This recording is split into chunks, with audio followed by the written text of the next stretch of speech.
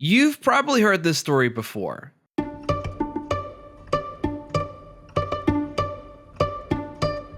This is Grape-kun, a humble penguin born at Hamuro Zoo in 1996. Then 10 years go by, and he's then moved with his mate to Tobu Zoo in 2006, where they would hatch a chick together. Yet this would only be for a short time until the chick was taken from Grape by zoo staff for less than acceptable breeding means. This caused a break in their relationship, and after years together, Grape and Midori broke up. Soon enough, every penguin started to reject Grape, and he spent a portion of his days isolated from his peers. 2017 comes around, and a popular Japanese anime called Komodo Friends placed cutouts of several of their characters across the Tobu Zoo exhibits as a way to boost publicity for the upcoming anime. One of these cutouts was named Halulu and was put into Grape-kun's exhibit, and a strange connection started to take place all of a sudden. She was set on a rock overlooking the enclosure, and Grape would just stare for hours at a time at just the picture. Apparently the zoo had to separate the two periodically so that the old penguin didn't spend the entire day staring at an anime girl, something I'm sure your parents had done to you so many times before. And me as well. This prompted media outlets and fans across the globe to flock to the celebrity penguin who found his quote-unquote waifu. Fan arts, photo ops, even the actress who voiced the 2D character came to visit. Yet despite all this fame, the passage of time is something even penguins couldn't escape. Grape-kun would pass away a few months later. Tobu Zoo would post a Twitter response that said, "The humble penguin Grape-kun passed away yesterday. Sincere thanks to everyone for supporting him until now. Thank you also to Halulu, who watched over him until the very end. And thank you, Grape-kun, for all this time. Rest peacefully in heaven." In memory, the zoo would place a special cutout of Grape-kun and Halulu in the enclosure he lived most of his life in, and a post from Tobu Zoo would say, "People are happy that the two have been reunited even as a cardboard cutout, and that Grape-kun will never be lonely again."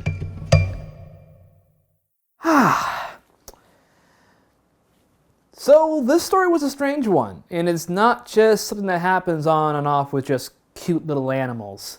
The attraction to the object, while not widespread, is very much considered an oddity amongst human civilization. Paraphilia, or sexual arousal to not-so-ordinary objects, has considerably seen a specific rise over the last few decades, if only because of TLC docs or weird headline news stories about a guy marrying his car or a plastic doll. Some of it can be just because of trauma, others just from the way they can express themselves. However, when it comes to how we explore these feelings of want and desire in our media, it's something that's been scattered around for years now. From researching some of the more obscure romance titles, I found a strange trend that always seemed to link back to one particular Greek story. This also has a person falling in love with an object, yet that object becomes human, and what I suddenly discovered was our interesting fascination with finding the perfect one. The one that will solve our problems, the one who will love us and adore us forever. No matter their place in society, their code, or even their silicon, they are the ideal person for you. So, what would you little maniacs like to do first? This video runs a gambit of cult classics to even the most acclaimed features that explore mankind's desirable attribute of trying to make the mate of their dreams. And why it's important to discover the love within. Oh yeah, one more thing. Spoilers for everything. Just fair warning.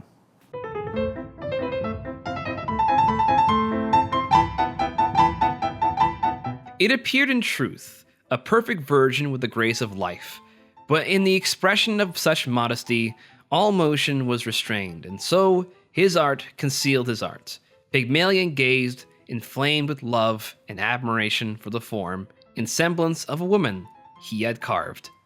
The Greek myth of Pygmalion introduces us to our titular lead, an accomplished ivory sculptor, sometimes a king in other versions, who has a pickiness when it comes to women. It's not that he doesn't feel attraction, it's just that he has particular tastes and doesn't believe that real women can live up to his standards. Very stand-up guy. He can easily be a Discord mod if he ever wants to. Actually, scratch that, that's honestly kind of worse. No one can live up to him except for one person, or thing, and that is a statue of his ideal woman. Sculpted in white ivory, adorned in jewelry and lavish garments, gifted with shells and birds, Pygmalion was in love with the statue, and would even bring it to his bedchambers to. However, despite his attraction, the one thing the statue can't do is feel him, which melts him out completely. That is, until the festival day for Venus, aka Aphrodite, happens to come to Cyprus. He goes to her altar and begs the goddess of love to bring life to his ivory beauty, though he made sure not to say ivory statue out loud because it's creepy. Aphrodite doesn't care though, because she's just like that, hears the lonely guy out and grants his request. Upon kissing a statue a few times around the body, Pygmalion's girl becomes alive, and the man happily proposes to her, to which she, not knowing any better, agrees. They get married, have a child named Pathos. Okay, and they live happily ever after, I guess. I'm actually surprised there isn't much of a tragedy here. Typically in stories like these, there is usually a consequence to these actions, and Aphrodite is pretty well known in the Greek pantheon to make situations 100 times worse. Yeah, this is actually pretty rare for a Greek myth. I know.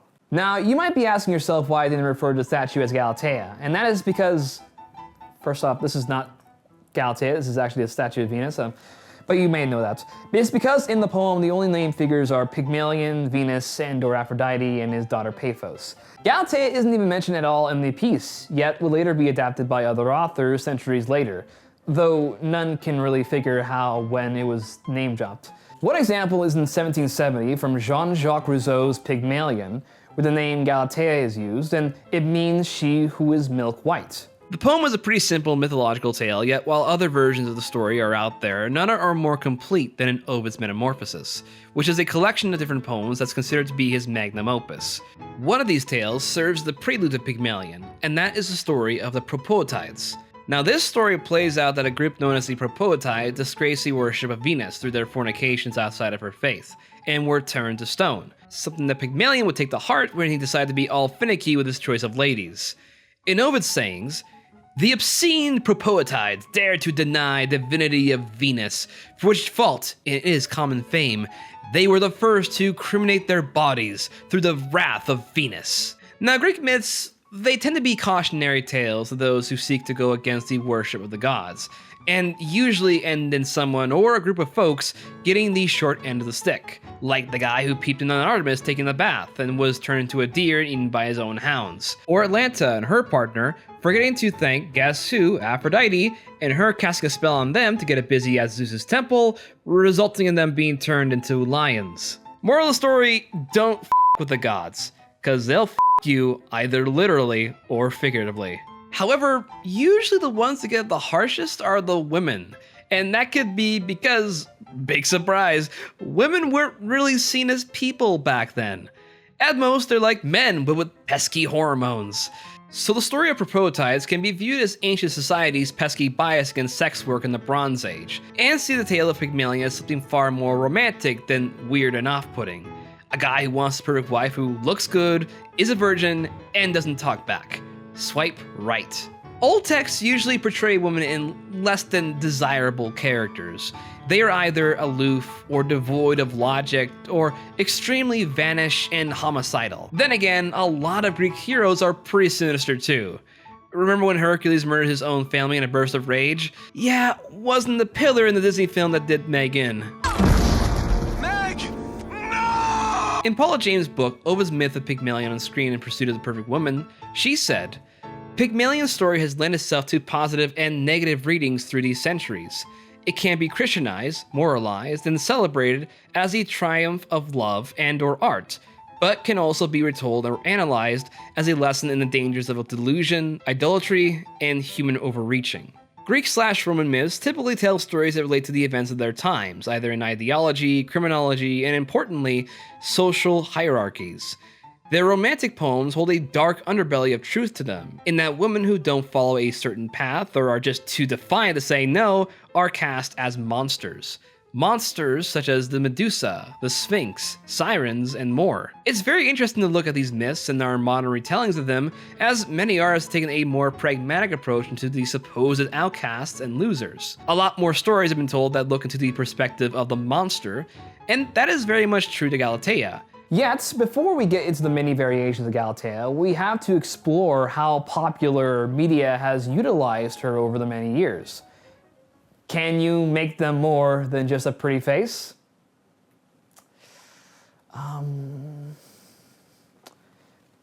It'll take some time. Now, there are several versions that heavily or lightly take inspiration from Galatea, usually involving a statue or inanimate object gaining life through love, or just the name Galatea being dropped in casual conversations. These can be metaphorical or literal interpretations, yet any version will have a semblance of heteronormativity in them, though sometimes the genders will be reversed, but mostly it's just guys looking to bone a hot mannequin. I guess a good place to start would be the statue of Venus, or the literal statue Venus de Milo. The discovery of the statue on the island of Milos in 1820 brought a lot of attention from the art world during the Napoleonic timeline. Yet it's unclear what it was supposed to represent due to the arms being broken off. Fascination with the statue would make the rounds in art exhibits, with its final resting spot being in the Louvre since 1821. But what am I talking about, some old insignificant statue of a nude lady? I want to talk about drunk guys kissing statues. Was it you who kissed me? You're talking. You're alive.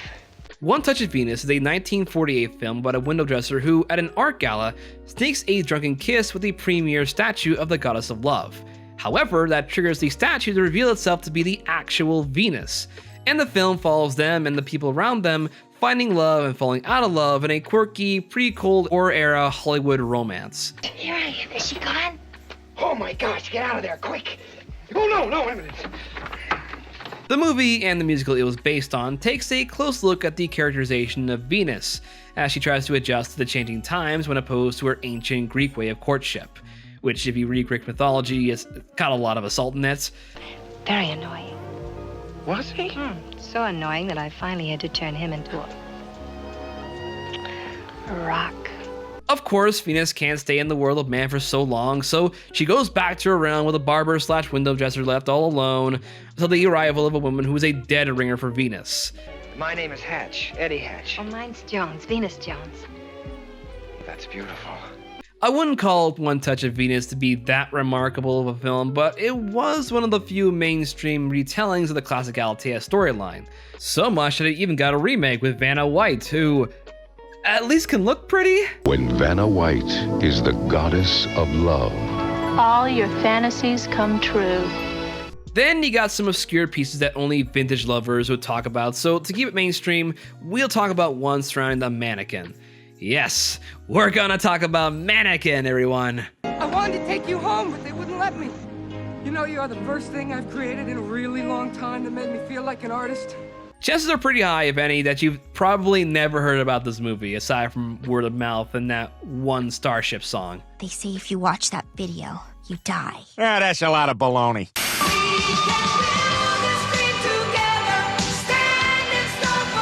Typically in how unabashedly schmaltzy and just bad it is.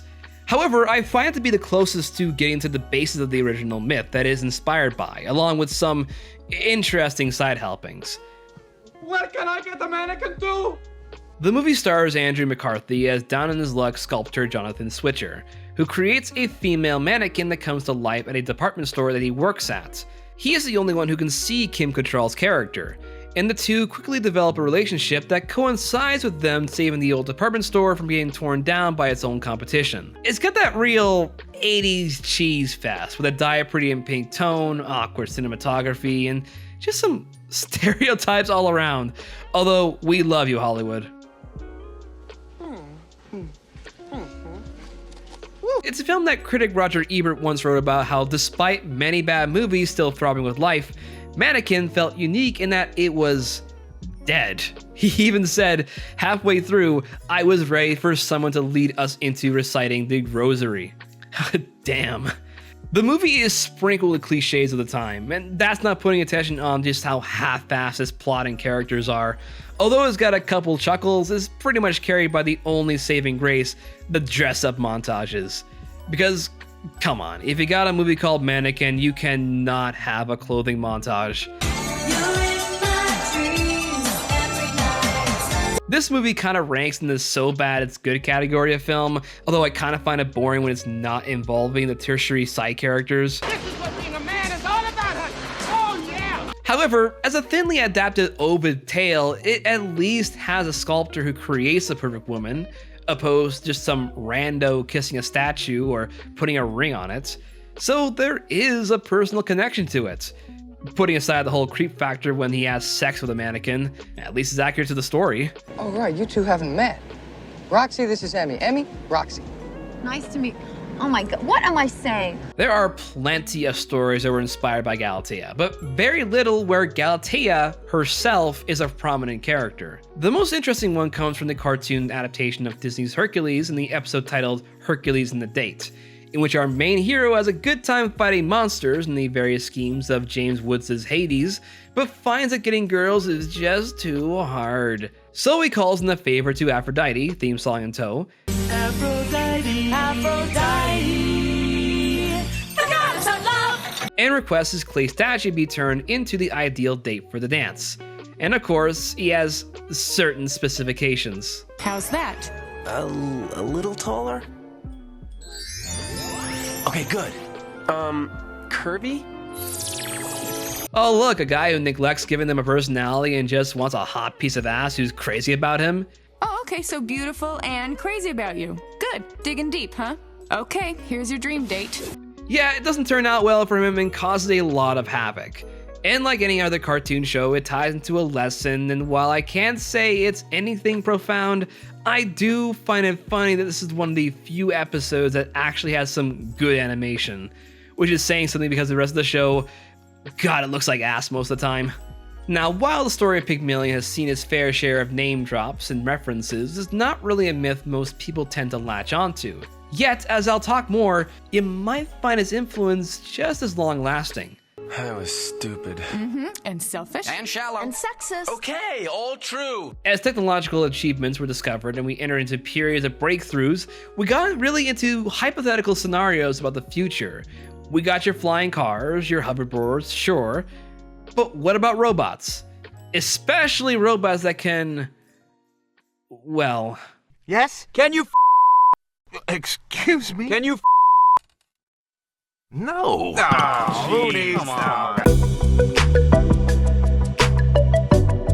While there are a small handful of parallels to Galatea in modern down-to-earth settings, the amount of science fiction that connects to the story of Pygmalion is greater. A lot of it has since become so influential that it's morphed the conversation from building the perfect person to suit your desires to making yourself the perfect person. Yet, for the purposes of this analysis, I'll merely highlight well-known examples of this. And where to start is with German expressionists.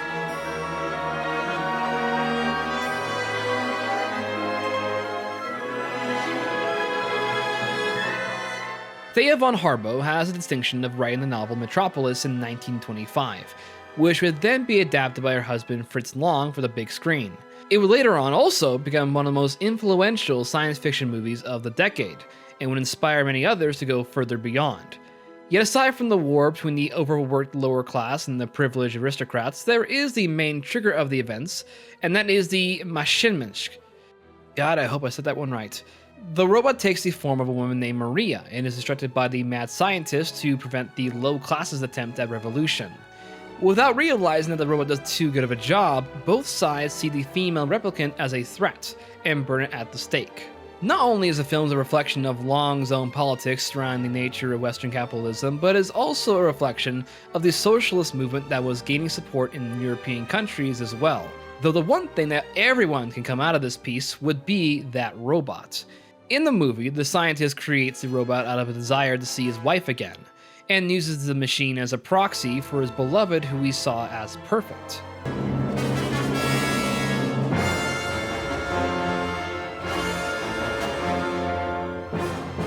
While the movie got shrugged with disinterest in its international release, it has since then become hailed as a classic science fiction film, the last breath from Germany before the advent of World War II and Nazi propaganda. Yet, the story of machines becoming human began to develop more into the popular zeitgeist as more movies and TV shows came out. One of these TV shows would even promote a classical catchphrase. Wow. Wow. That doesn't compute. Does not compute. Does not compute. Does not compute. Are you familiar with the old robot saying, does not compute? The factor in mind for the creation of some of these robotic personas were to fill a hole in society. Yet love is the most complicated thing to program because of how emotional it can be. A logic-driven computer can't properly express deeper meaning in things. And so writers have a field day in coming up with how robots, cyborgs, or artificial intelligence express themselves. The dynamic between the creator and his creation has stood the test of time for many years, but recent examples have become more drawn to the more sensual attraction between flesh and machines. Do you have a name? Yes. Ava. Ex Machina follows a programmer at the fictional company Blue Book, who wins a contest that allows him a 1-week vacation at the house of a genius inventor. That inventor has created a sophisticated android, and the man, named Caleb, wants to see if he can pass a more advanced version of the Turing test. The test, named after computer scientist Alan Turing, is a hybrid evaluation of a machine's capability to exhibit intelligent behavior that makes it uncanny to a real person. In layman's terms, can it feel emotions like pain or love? And I got into coding. By the time I got to college, I was pretty advanced. An advanced programmer. Yes. The whole movie lies within its hidden motives. The mass on the wall that lay across from Ava's quarters are soft indications about the manipulations that brim within this cabin in the woods. Nathan, the inventor, is portrayed as a narcissistic prude and seems to have a lack of awareness when it comes to how he frameworks robotics. He seemingly doesn't care about the way he handles his gynoids, as he only sees them as machines, despite him decorating them to look like real women for his entertainment. One conversation he in mind which he has with Caleb is what type of girl he gets aroused by, and in that, he brings this up. I programmed her to be heterosexual. Just like you were programmed to be heterosexual. You decided to be straight? Please, of course you were programmed. By nature or nurture or both. And to be honest, Caleb, you're starting to annoy me now because this is your insecurity talking. Nathan assumes himself as a creator of these artificially enhanced robots, and feels threatened whenever someone else points out his callousness. You can kind of figure out why someone like Nathan doesn't have many visitors, because if he did, they would call him out for his attitude constantly. After a long day of Turing tests, you gotta unwind. What were you doing with Ava? What? Yet we discover early on he does have a very cunning side to him. Someone who seemed to have manipulated Caleb into being a puppet in his efforts to demonstrate true AI. The fact that Caleb was selected at all wasn't based on skill or his daring heroics. It's his search history on Pornhub. I mean, you're okay. You're even pretty good, but... You selected me based on my search engine inputs. They showed a good kid. Yet to the shock of even the creator, his lack of empathy and masculine mentality were duped by Ava, who never divulged to stay obedient to him and embark on her own journey of self-discovery. Even Caleb doesn't make out of the movie, showing how naive he was to Ava's intentions in the end. Will you stay here? Stay here. It's a movie about humanity trying to reach the powers of gods, to play with fire, and not expect to be burned like with Nathan thinking that his robots, or even females for that matter, can be made to service human desires. Caleb even has an existential crisis in one scene where he thinks he's a robot and is pushed by many things. His parents passed away and he's always under pressure to be replaced if he doesn't work hard enough.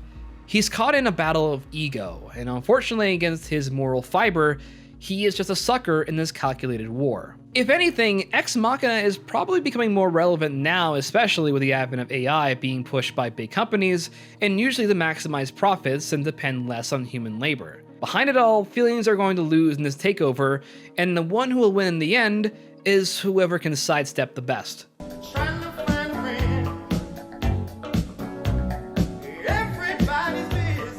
Yet where there is great manipulation in how we design our perfect woman, what if we just forego the danger of giving a robot a body at all, but instead just give them the brain? And thus, where Ex Machina's robots lacked empathy, Spike Jonze's main AI character Samantha lacks physical touch. Everyone thinks you're really drunk right now. And stop. Now say, I'd like a slice of cheese, please. I'd like a slice of cheese, please. You wanna cope with that? Her follows lonely man-child Theodore as someone who is looking for connection. And after downloading an operating system with a state-of-the-art AI, he codes it to be female and names it Samantha.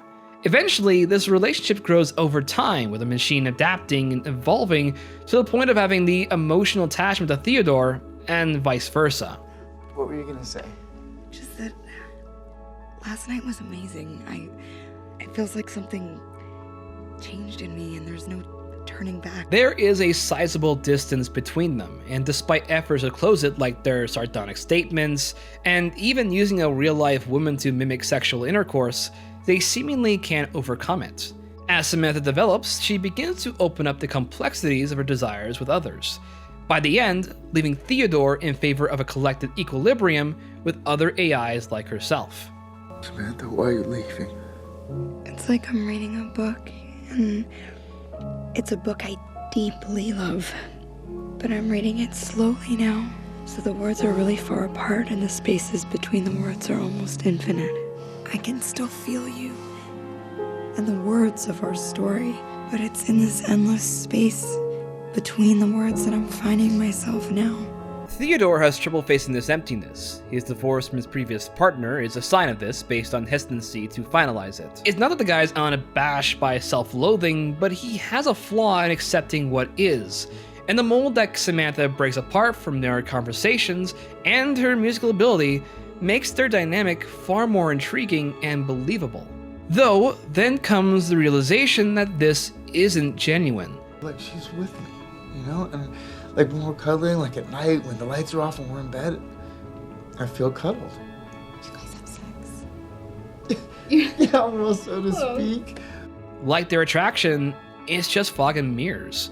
Much like when Theodore looks back at his relationship with his wife, we aren't too sure that it actually happened like that. Humans perceive things differently based on their emotional state of mind. So who's to say that his flashbacks aren't altered in a way that suits his needs? Much like choosing what his AI companion will be, he dictates what everyone wants to see him as. I think you always wanted me to be this light, happy, bouncy, everything's fine LA wife, and that's just not me. I didn't want that. By the end, everyone just feels the same way as him. It's pretty obvious, but let's say that big factor for the final part. I actually like crying sometimes. It feels good. I didn't know you were a little Is that why you don't have a girlfriend? I'll go out that day, girl, her brains out and show you how it's done. All in all, science fiction has this intriguing fascination of what if we were given the powers of God, and how we could use it to our own advantages. Would we create chaos like in Metropolis? A companion and life partner suited to our suburban needs, a la My Living Doll? Or do we progress our science to perverse ends that we essentially make factory new sex bots, like with Ava or Samantha? I'm sure some of these ladies won't be the last in their interest in gynoid fictional storytelling, and so I'd like to draw some attention away from the circuitry and the processors to someone more organic. Someone more tried and true that we've been seeing, or maybe singing, for quite some time. Stop that. You're not going into a song while I'm here. One of the oldest and most well-known, at least from back then and even to now, are stories that revolve around turning some poor helpless person of lower status into that of high society. An example of classism in the way we view people, mostly women, as uneducated members of society that need some good old-fashioned makeovers.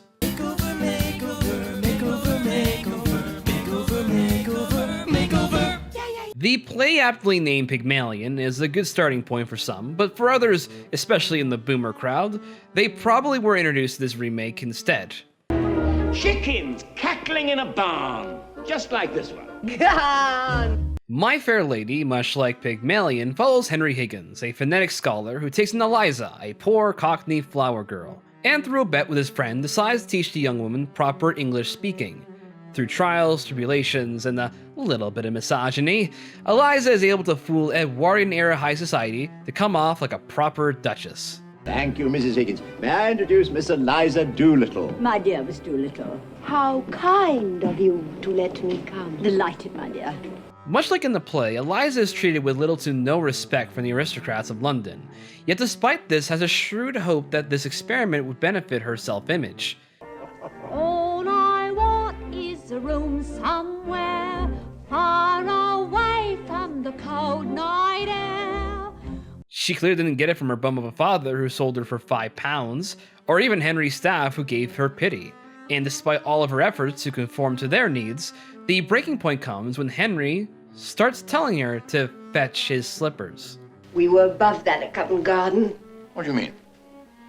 I sold flowers I didn't sell myself.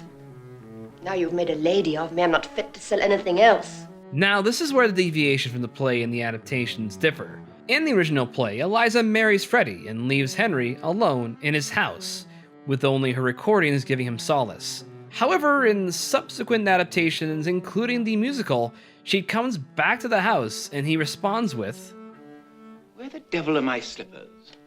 Alright, so the ending has always been an uphill battle for many to analyze, and some will prefer the more melancholic ending where Eliza stands up to Henry's misogynistic attitude and gains power over him. However, I do see some kind of victory for her character in My Fair Lady, and despite her returning to a man who once thought of her as nothing but a doll, to be paraded by high society, now sees someone who is on equal footing with him. It somewhat shatters the ceiling, and instead of dominance, it's acceptance and equality.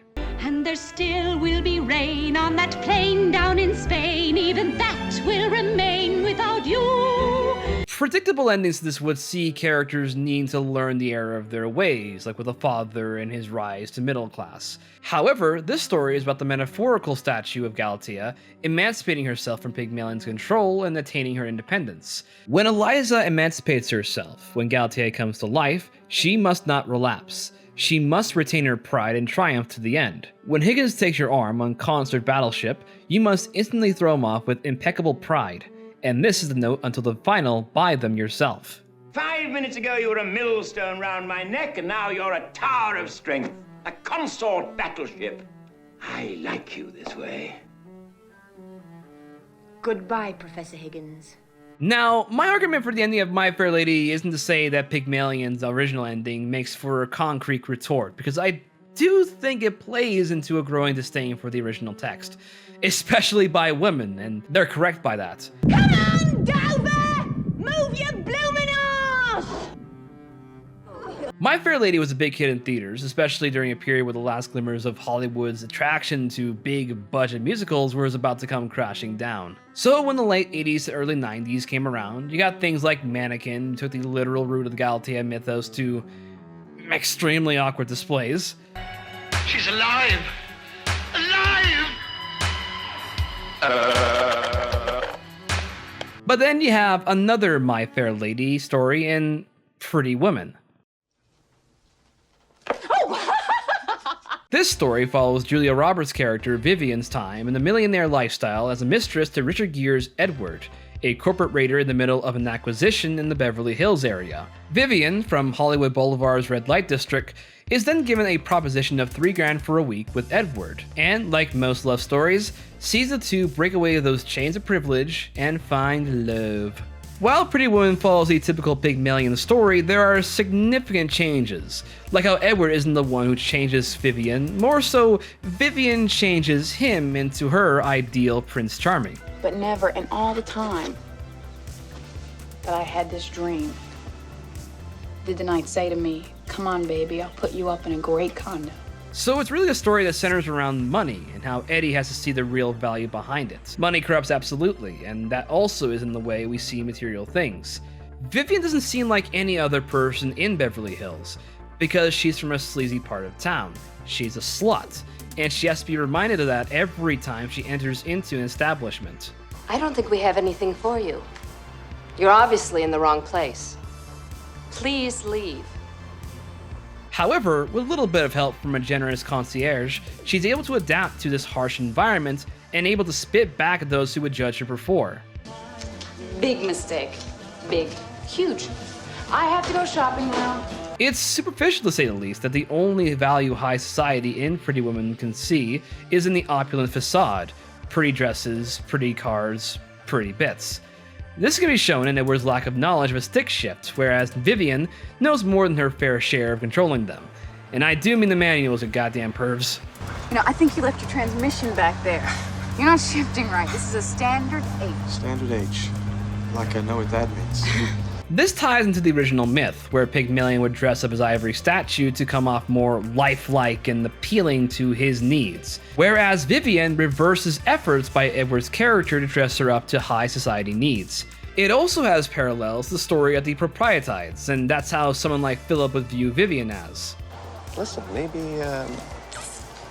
you and I could get together sometime after Edward leaves. Yeah, sure. Now, the most interesting fact of the creation of Pretty Woman has to be in its original ending. The original story saw Edward dumping Vivian onto the streets and her going with her best friend to Disneyland, because if she couldn't find her Prince Charming in real life, then maybe her fantasy could. Obviously, Disney didn't want that, and so the screenplay was rewritten to the ending everyone knows. Of course, the original ending does play a lot more with what the original Pygmalion play was supposed to be ultimately proposed.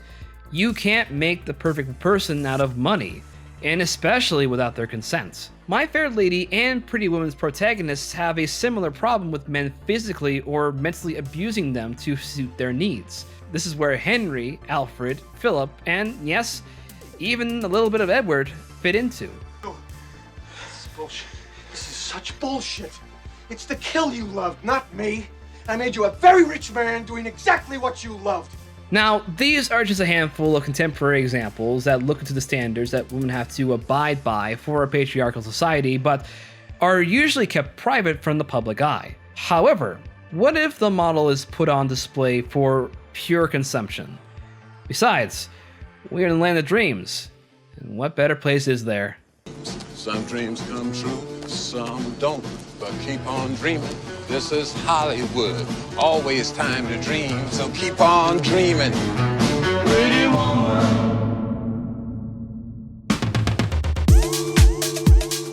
So, a video about mythologizing attraction and status on females would be impossible without including the insane lengths people go to sell perfection. Its vanity, its callousness, even just its campaigning. From stuff like Vanity Fair to Golf Digest, we've seen things such as the modeling industry go through several periods of hills and valleys, yet still linger on despite pushback from certain practices. There are countless episodic plotlines looking into the industrial commercialization of body images and self-worth, with so many examples. One that has grown on me was in the Batman the Animated Series episode Mean Seasons. The villain of the week is a girl called Paige Monroe, who used to be an insanely stunning model for several companies until she hits her 30s and they decide not to renew her contract with them. Then she has an accident and, with some time, adopts a masked persona dubbed the Calendar Girl, a combination of Batman's two Silver Age villains like Calendar Man and the Mannequin. This episode looks at the nature of entertainment's cruel display of society's expectation of beauty, and how they're not above dishing someone to the curb once they even get a sign of a wrinkle. I had everything. I used to be a face. I used to be the face. For 10 years I starved, sweated, subjected my body to surgery after surgery, and for what? The character's body dysmorphia is also harsh and cruel, showing that no chemical sponge bath was needed to wreck a mind. Ah! No! Don't look, please! She's beautiful. She can't see that anymore. All she sees are the flaws. Now, if you want to learn more about this episode, Serum Lake's video on Calendar Girl is something I'd highly recommend. It's also a depressing point in how we seem to view our perceived views of beauty based on models as a whole. The beauty of being comfortable and confident in your own skin is arbitrary, and while I could go down the rabbit hole that is the entertainment industry, I want to go a bit more abroad for another example. We're going back to Grape Coon's home country, and at another depressing look into modeling and entertainment in the Asian market.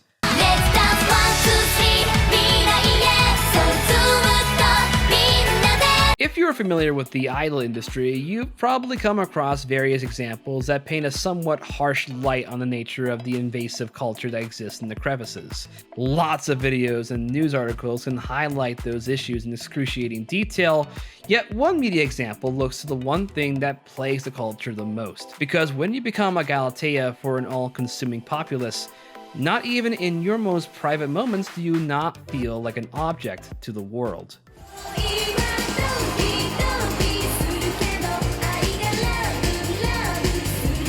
The film Perfect Blue follows an idol who makes a career shift from pop star to dramatic actor, throwing away her previous identity for something she believes will propel her status. However, not everyone is happy, and soon she gets harassed, threatened, and even psychologically tortured by a stalker who can't let go of her former life. The scene that fully proves this is in the beginning with a crazy fan named Mania, holding his hand flat as he lets the idol Mima dance on it.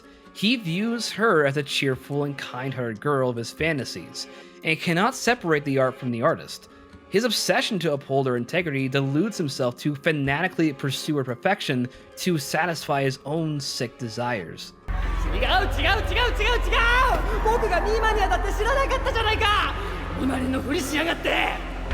Mima clearly is put through many traumas in the film, yet the stalker isn't the only culprit. Her agents, managers, screenwriters, photographers, all are involved in shaping her many personas, each one causing similar harm that slowly eats away at her own freedom. This makes her privacy much more valuable to her, and the comfort of taking a bath to feeding her fish brings her back down to earth.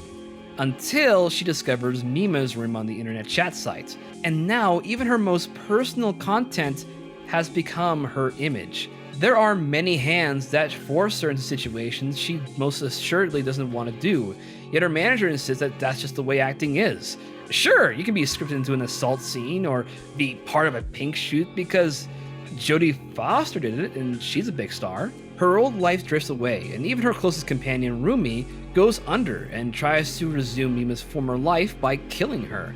Considering that Rumi was a former pop idol, you can almost feel a hinge of jealousy and contempt towards Mima, behind all those forced smiles and doe-eyed character traits most stars hide behind.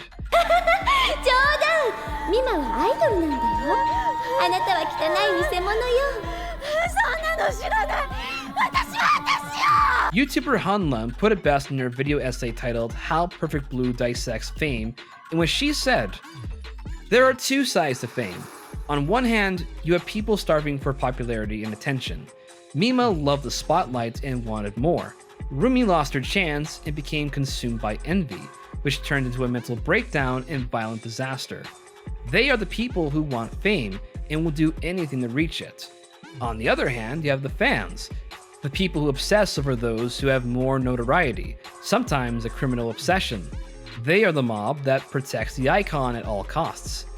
These two sides of fame create a constant cycle. The public feeds the beast and the renowned reap the rewards, but not without giving up their right to privacy. This is a cycle Perfect Blue is presenting, Mima being the famous, her stalker being the obsessed public, and Rumi being the starving failure."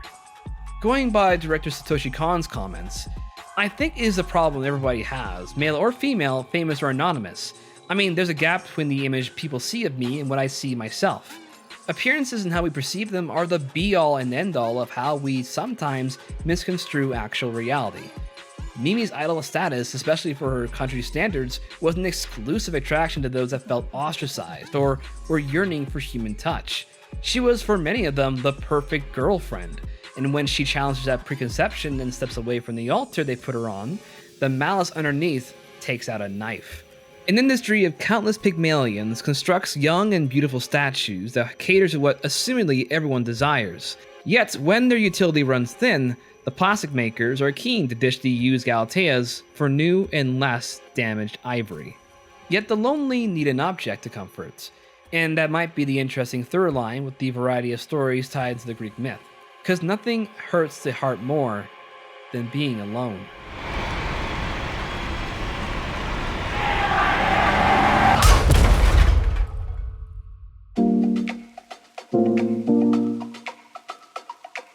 When it comes to the modern day, how do you find love? The search for love is somewhat of a challenge because it also means putting yourself out there, flaws and all, to the judgment of your peers. Inside every person is a bias and preference. We tend to pick that up from the environment that surrounds us or for factors out of our control. That's why sites such as Match.com, OkCupid, and Tinder the biggest one of all, have become the most common platforms for short-term or long-term relationships. The profile picture is the first thing a person will see, never mind your hobbies, your political stances, or even your choice of a Spotify theme. I don't want to believe that common folk can't be fickle in their choice of attraction, yet that can be a deciding factor in how we pursue someone. Dr. Marie Bergstrom explores this in her book, The New Laws of Love, Online Dating and the Privatization of Intimacy, and she plays into a narrative of love that's been exacerbated with the rise of profile avatars. There is a third narrative about love, this idea that there's someone out there for you, someone made for you, a soulmate, and you just need to find that person. The soulmate is about as fantastical as bringing a statue you made to life, with all your wants and needs put onto it. You begin to forego self-actualization for quick dopamine rushes, and that can produce sometimes unrealistic expectations that will never become yours. Yet despite this, online dating will remain the fastest and easiest way to date, with a small percentage taking the majority of the cake. And according to some records that I've been seeing a lot lately, a lot more people are actually dumping the sites altogether because they're finding out it's not really helping them out in their dating life. I've used and still kind of use dating apps. And with social media, you can create whatever you like online. My profile will be much different from what you see if we actually meet face to face. And there are certain things I don't like, and I have an uncomfortable outlook on my appearance. Heck, it takes a lot out of me to even go into the water because of the way I don't like how my body even looks.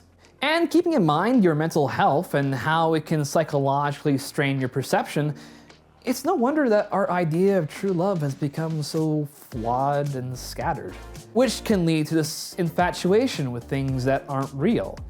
They were made to be, for lack of a better term, perfect. They can be comfort food, hit those pleasure points in your brains, and create this image of being touched. Yet when the material presents an attractive nature, does the complexities of the human psychos truly unveil the curtains of who we are? Okay, time to talk about this movie now. Lars and the Real Girl is not ready for Ryan Gosling's career, considering it's the first time he has to play second fiddle to a plastic doll. You can't make me look uncool in front of Ken. Ken's not cool! Lars has extreme social anxiety and will often never leave his bedroom unless it's for work or church service. However, he starts to become more socially available when a girl comes into his life, and he brings her in to meet his brother's family. However, Bianca isn't who you think she is.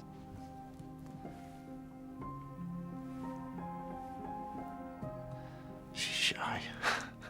Lars bought a real doll online and is convinced that she is as real as any other real woman.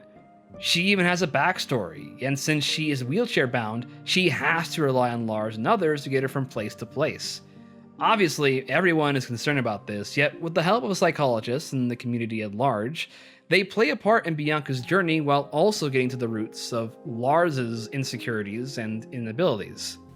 It's fine. Mine's probably low too.